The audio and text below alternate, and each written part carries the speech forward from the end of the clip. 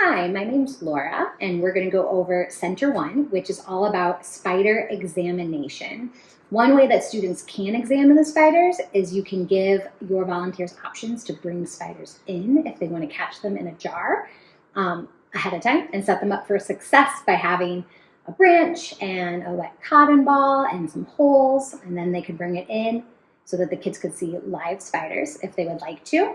They don't have to. We will also have examples of spiders in resin. These are just some of them that we have right now, but we'll have a variety of different ones labeled so that you can talk about them with your group. Hopefully there'll be native spiders like tarantulas and the orb weaver, black widow, and a wolf spider.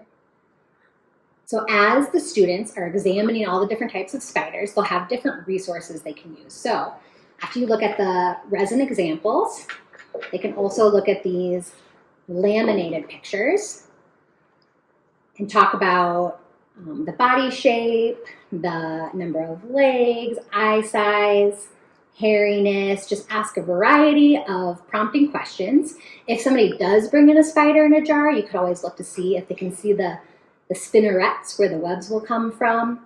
And you can use a few examples of books if you want, just to go over some more details and really just get into the different types of spiders and what they might do, which will lead into the next part of the activity, which is a Venn diagram. So you'll have two different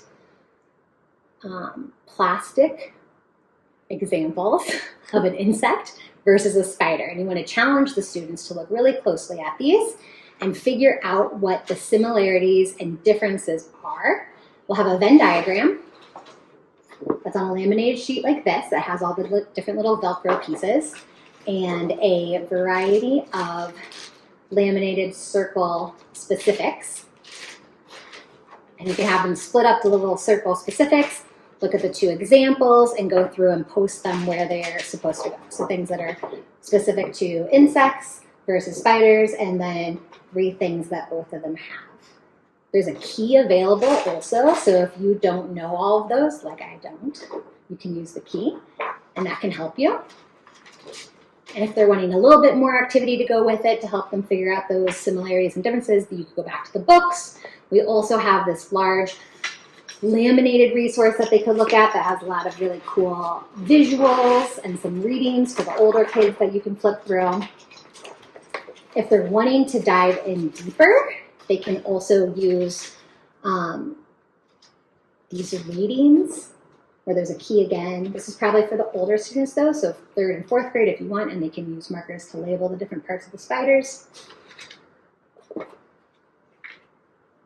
And it's just really about examining all the different kinds of spiders. Have fun.